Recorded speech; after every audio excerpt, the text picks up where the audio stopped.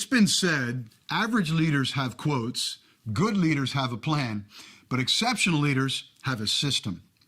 Using systems is a vital part of leadership. Any team can stay busy banging out their individual tasks and checking off their lists.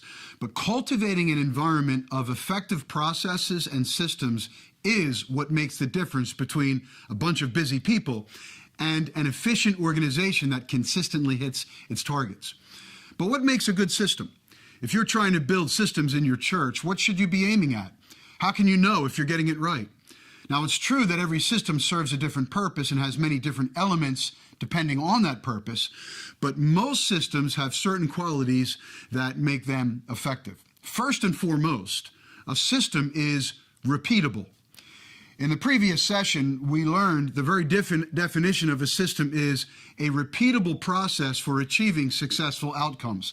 Another definition says systems have clear policies and helpful procedures that enable the church to accomplish key tasks in a repeatable way. There are certain tasks in every church that need to be repeated in the proper way. Just like the human body needs to breathe, needs to pump blood and digest food. If certain processes in the church are not regularly repeated in an effective way, that church will not stay healthy. It'll stagnate, it'll decline and diminish into non-existence.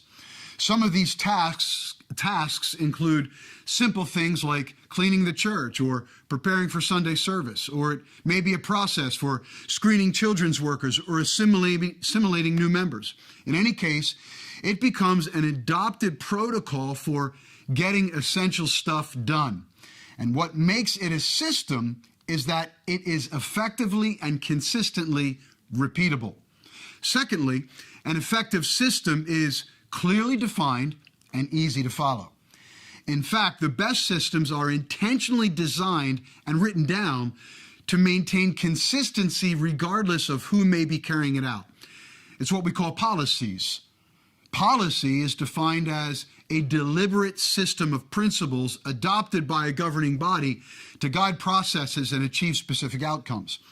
In our church, we have policies that define how we conduct background checks on youth and children's workers. We have policies that define how offerings are collected and processed, how often financial audits are done, how we follow up on visitors, and how they are assimilated into membership. These are systems, and they are defined by written policies established by our governance teams. When a system is written down, it accomplishes two things. The first is quality control.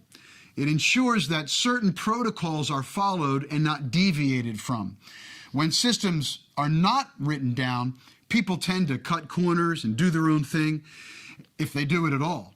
But when procedures are written down, it ensures those procedures will be repeated and certain standards will be maintained. Secondly, when a system is written down, it promotes cohesion on the team. There's nothing worse for a team than chaos and confusion. If people don't know what goal they're supposed to achieve, who's supposed to do what, and how it's supposed to be done, they get frustrated, morale breaks down, and people lose confidence in the mission. But when processes are clearly defined and easy to follow, then everyone knows who's doing what, what's supposed to be done, and how it gets done. Teams have this kind of organization and cohesion. A third quality of an effective system is strong ownership. Systems are only as good as the leaders who manage them. Policies will be forgotten. Procedures will be circumvented. People will take shortcuts. So for a system to be effective, it must be clear who owns and who champions that system. In other words, when a person has clear ownership of a system, they will consistently enforce it. They'll make sure that the right people know how the system works, why it matters, and how things get done. So every system, in order to succeed, must have an owner. And when we design these systems, when we write them down, it must be clear who is in charge of the system and who will be held accountable if the system breaks down. And when responsible people are assigned to the ownership of a system, it promotes excellence and consistency. The fourth quality of a good system is it points people to a process. Systems and policies often protect leaders from looking like the bad guy. Too often, leaders are expected to make decisions on behalf of people on the basis of an alleged urgency. When the leader tells someone no or denies their request, it can be awkward and even offensive. But when there is a system, it takes the pressure off the leader and points people to a policy or a process. Sometimes a ministry head will ask the pastor just before a Sunday service begins to announce their potluck or some special event they're having next week. In those situations, it's helpful for the pastor to say, you know, we now have a procedure for deciding which announcements we make on Sunday, so if you can contact the office this week, we'll discuss it then. Sometimes a person joins the church and they'll say, hey, can I get on the worship team? It's helpful for there to be a system in place so the pastor, the leader can say, you know, we have a process for joining the worship team, and you need to speak to the worship leader who can review that with you. Having a system in place takes the pressure off the leader and points people to a process that's based on policy and actually transcends the pastor's authority. In other words, it's the system that makes the decision, and the pastor doesn't always have to be the bad guy. We once had a brother in our church who wanted to do children's ministry. And I was a little uncomfortable about him. And so I pointed him to the process we had for screening and doing background checks. Turns out one of the references came back stating that they would not recommend him for children's ministry. So in that case, the system made the decision. We told him, based on the reference he provided, we couldn't use him in children's ministry, but we had other opportunities for him to serve. Another quality of a healthy system is a feedback loop. Systems theory defines systems as having three basic elements: inputs, throughputs, and outputs. The inputs are the resources, the equipment, and the people that make up the system. The throughput is the workflow or the energy within the system, and the outputs are the results or outcomes that the system produces. But there's another element defined in systems theories called the feedback loop. It's the information or the feedback that comes from the system's output to the system's input that affects the system's throughput.